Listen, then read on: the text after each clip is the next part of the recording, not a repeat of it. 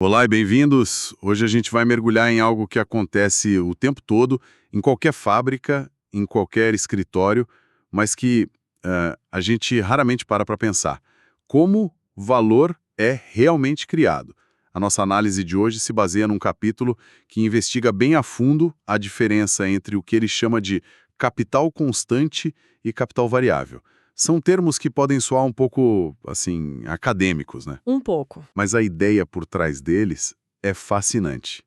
E a nossa missão aqui é desvendar o que a fonte descreve como uma espécie de dupla personalidade do trabalho. A tese é que toda vez que alguém está trabalhando, seja um marceneiro, uma programadora, um padeiro, essa pessoa está fazendo duas coisas, ao mesmo tempo. A primeira é criar valor completamente novo, do zero. E a segunda é simultaneamente proteger e transferir o valor que já existia, nas ferramentas, na matéria-prima. Certo, então, para entender essa dupla personalidade, a fonte parece que nos convida a olhar para a mesma atividade com duas lentes diferentes. É por aí? É exatamente por aí. É a melhor forma de colocar. Não é que o trabalhador faz duas coisas, ou trabalha o dobro, sabe? Certo. É a mesma ação, o mesmo esforço que produz dois resultados diferentes. Ao mesmo tempo, vamos usar essas duas lentes que você mencionou. Pela primeira lente, a gente olha para o trabalho como trabalho abstrato. Pensa nisso como uma bateria humana. Não importa o que você está fazendo. Se é fiar algodão, escrever código, assar pão, você está gastando horas da sua vida, sua energia. É, assim, o combustível puro do valor. E a gente mede isso no relógio. Mais horas trabalhadas, mais valor novo é criado. É uma conta de somar. Agora a gente troca a lente. Pela segunda, olhamos para o trabalho como o trabalho concreto e útil. Aqui o foco não é mais o tempo, mas a habilidade específica. A habilidade de fiar, por exemplo, é o que transforma o algodão em filo. É essa habilidade que pega o valor que já existia no algodão, no fuso, e o transporta para um novo produto. Sem a habilidade certa, o valor da matéria-prima ficaria ali, parado, ou até se perderia, né? Entendi. Isso me lembra muito a cozinha de um restaurante. Um chefe, Sim. as horas que ele passa na cozinha, o suor, a energia. Isso é o trabalho abstrato, a bateria dele sendo gasta para criar algo que vale mais do que só os ingredientes.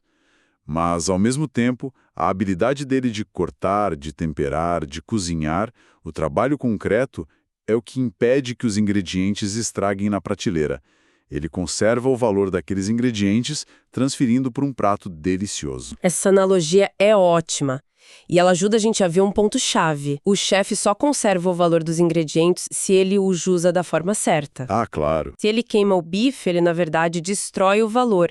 Se a programadora escreve um código cheio de bugs, ela pode não transferir o valor do tempo de uso do servidor de forma eficiente. Então, isso reforça que a conservação depende do trabalho ser útil e bem executado. Essa dualidade, então a criação quantitativa de novo valor e a conservação qualitativa de valor antigo, acontece a cada segundo do trabalho produtivo. Ok, a teoria da dualidade faz sentido no papel. Mas o que acontece quando a gente joga ela no mundo real com toda a bagunça que ele é? Tipo, e se a tecnologia muda tudo de repente? Uma invenção nova que acelera a produção drasticamente. Como é que a teoria se sustenta? Essa é a prova de fogo. E a fonte nos dá exatamente esse cenário. Imagina um fiandeiro que, graças a uma máquina nova, passa a produzir em 6 horas a mesma quantidade de fio que antes ele levava 36 horas. Uau, uma melhoria de 6 vezes. Exato. Uma melhoria de 6 vezes na produtividade. Vamos analisar pelas duas lentes. Do ponto de vista da criação de valor, o resultado é surpreendente. O valor novo que ele adiciona a cada quilo de algodão é 6 vezes menor. Peraí, menor? Como assim? Mais rápido, mais eficiente, e o resultado é menos valor novo por produto? Isso é totalmente contraintuitivo. Exatamente. Mas lembre-se, o valor novo vem do tempo de trabalho, daquela bateria humana gasta. Certo tempo. Se agora ele gasta 6 vezes menos tempo para transformar 1 quilo de algodão, ele injeta 6 vezes menos energia de valor naquele quilo específico. O tempo é a medida, e o tempo por unidade diminuiu. Agora, olha pela outra lente, a da conservação de valor. No mesmo período de 6 horas, o que aconteceu? Ele processou muito mais algodão. 6 vezes mais matéria-prima. Então, o valor conservado e transferido do algodão para o produto final é 6 vezes maior no total daquelas 6 horas. Ele se tornou uma ponte muito mais eficiente para transportar o valor que já existia. Entendi. Então, em resumo, a produtividade maior diminui o valor novo por item, mas aumenta drasticamente o valor antigo total que é preservado e repassado. Uau! Ok, isso esclarece muita coisa. A mesma mudança tecnológica tem efeitos opostos nas duas funções do trabalho. É uma dinâmica de cabo de guerra. Fascinante. E a fonte nos joga outra bola curva, né? Joga. E se a produtividade não mudar, mas o custo da matéria-prima variar loucamente? Digamos que o preço do algodão despenca pela metade por causa de uma colheita espetacular. Nesse caso, a análise fica ainda mais clara. Olhando pela lente da criação de valor, o que muda para o fiandeiro? Para ele, nada, eu acho. O trabalho dele é o mesmo. Nada. Absolutamente nada. Ele continua trabalhando no mesmo ritmo, gastando a mesma quantidade de horas para fiar 1 quilo de algodão. Portanto, ele adiciona exatamente a mesma quantidade de valor novo a cada quilo. Onde a mudança aparece? Na conservação de valor. Ah, na matéria-prima mais barata. Exato. O trabalho dele, como uma ponte, agora está transportando um valor que é metade do que era antes. O valor total do fio final vai ser significativamente menor. Não porque o trabalho dele mudou, mas porque o valor do material que ele estava processando caiu pela metade. Isso mostra que a função de conservar valor é passiva nesse sentido. O trabalho apenas transfere o que recebe. Certo. Então, essa distinção toda entre criar valor do zero e apenas carregar o valor que já existe. A fonte usa isso para organizar as peças do quebra-cabeça, né? É daí que vêm os termos capital constante e capital variável. Exatamente. Essa dualidade é a fundação para entender como o capital funciona na produção. A fonte define capital constante como toda a parte do capital investida nos meios de produção. Pense nas matérias-primas, como o algodão, nos materiais auxiliares, tipo o óleo para máquina, e nas próprias ferramentas, máquinas, prédios. Tudo que não é o salário. Isso. A característica central é que o valor dessa parte do capital não aumenta no processo.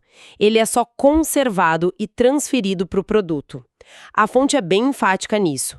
Uma máquina de R$ 1.000, por mais milagres que faça, nunca vai poder adicionar mais de R$ 1.000 de valor ao produto.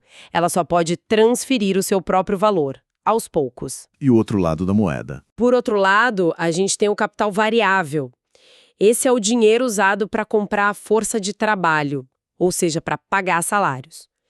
E o nome variável é a chave. É a única parte do capital que realmente muda de valor, que se expande.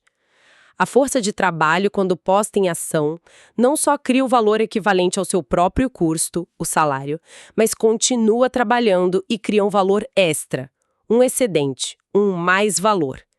É aqui que a mágica da expansão do capital acontece, segundo essa análise. E dentro do capital constante, achei interessante como a fonte detalha que nem tudo é igual. Não é um bloco único. Uma coisa é o carvão que queima e some para alimentar a caldeira. Outra é o algodão, que se transforma e vira a própria substância do fio. E outra completamente diferente é a máquina, que está lá, inteira, mas que se desgasta um pouquinho a cada dia, durante anos. Sim, essa distinção é crucial. A máquina é o melhor exemplo. Digamos que ela custe R$ 10.000 e tenha uma vida útil de 10 anos. A cada dia, uma pequena fração desses 10.000, o valor de um dia de desgaste, é transferida para a produção daquele dia. E a fonte faz uma observação sutil e brilhante. A máquina participa inteiramente do processo de trabalho. Todos os dias o corpo todo dela está lá funcionando. Certo. Mas participa só parcialmente do processo de criação de valor, transferindo só uma fatiazinha do seu valor total. E tem um detalhe sobre o desperdício que eu achei estranho. A fonte fala que, para cada 100 quilos de fio, uns 15 quilos de algodão viram um tipo de pó, o chamado Devil's Dust, o pó do diabo. Quer dizer que até o lixo, o desperdício, tem seu valor transferido. Eu achava que o valor estava só no produto final, no fio que pode ser vendido. Parece estranho, né? Mas faz todo sentido dentro dessa lógica. Se esse desperdício de 15% é uma condição técnica inevitável do processo de fiação com as máquinas atuais, Ah, então é necessário. é socialmente necessário consumir 115 quilos de algodão para se obter 100 quilos de fio bom. Portanto, o valor total dos 115 quilos é transferido para os 100 quilos de fio útil. O valor do pó do diabo não se perde. Ele é incorporado ao custo do produto final, porque sem esse desperdício o produto não existiria. Nossa, isso muda a forma de ver as coisas. E me leva a uma frase que eu li na fonte e que me fez parar para pensar. Ela diz que essa capacidade do trabalho de conservar valor enquanto cria valor novo é um dom natural da força de trabalho. Um presente. Peraí, então a fonte está dizendo que, além de criar lucro novo, o simples ato de trabalhar está de graça, impedindo que todo o investimento em máquinas e matéria-prima vire pó? Isso é uma vantagem gigantesca que passa totalmente despercebida. Exatamente. É um bônus que vem no pacote. O trabalho é contratado para gerar novo valor, para criar lucro, mas de quebra ele realiza essa outra função vital, a de manter vivo o valor de todo o capital já investido. No dia a dia, quando a produção está a todo vapor, isso é invisível, é dado como certo. A gente só nota quando para. Exato. O dono da fábrica só percebe a importância desse dom quando há uma crise e a produção para. De repente, as máquinas caríssimas estão paradas.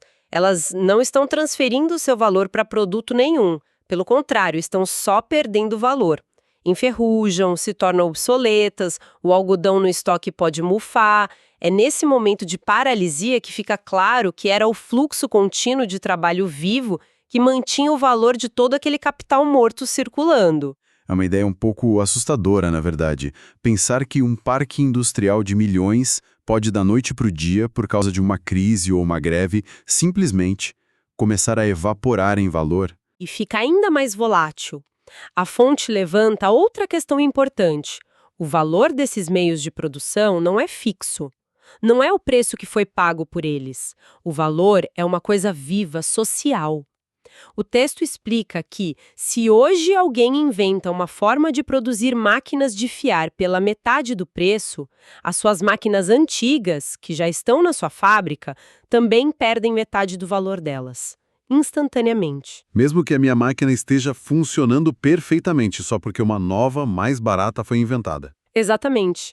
O valor de um bem não é medido pelo tempo de trabalho que custou para fazê-lo no passado, mas pelo tempo de trabalho que é socialmente necessário para reproduzi-lo hoje. É que nem o seu celular antigo guardado na gaveta. No dia em que um modelo novo é lançado, o valor do seu aparelho cai, mesmo que você não tenha tocado nele. O valor é determinado pelas condições atuais da sociedade, não pela sua história pessoal de compra. É uma reavaliação constante. Certo, vamos tentar amarrar tudo isso. O ponto de partida é essa natureza dupla do trabalho. Por um lado, ele cria valor novo, medido em tempo. Por outro, ele conserva e transfere o valor antigo, através da sua utilidade. E é essa distinção que nos permite separar o capital em duas partes. O constante, que são as máquinas e os materiais, que é como um passageiro que só repassa seu valor. Isso. E o variável, a força de trabalho, que é um motor que não só se paga, mas gera todo o valor excedente. Essa é a síntese perfeita. E essa estrutura nos leva a uma reflexão final, que a própria fonte sugere. Ela observa como o avanço tecnológico constantemente muda a proporção entre essas duas partes do capital. Pense, um trabalhador operando uma máquina de milhões de reais que substitui 10 trabalhadores que usavam ferramentas simples. A fatia do capital constante dispara, enquanto a do capital variável encolhe. Certo, a relação muda completamente. Isso nos deixa com uma pergunta para pensar que vai muito além do texto. A fonte descreve como esse mecanismo funciona, mas a gente pode se perguntar: e daí? Como essa busca incessante por eficiência, que troca pessoas por máquinas cada vez mais sofisticadas, impacta não só a dinâmica da criação de valor, mas a própria estrutura do nosso mundo. Quais são as consequências sociais e econômicas de depender cada vez mais de um capital que apenas conserva valor e cada vez menos da única fonte que, segundo essa teoria, pode criar valor novo? Essa é uma questão que ecoa desde o século XIX até os debates de hoje sobre automação e inteligência artificial.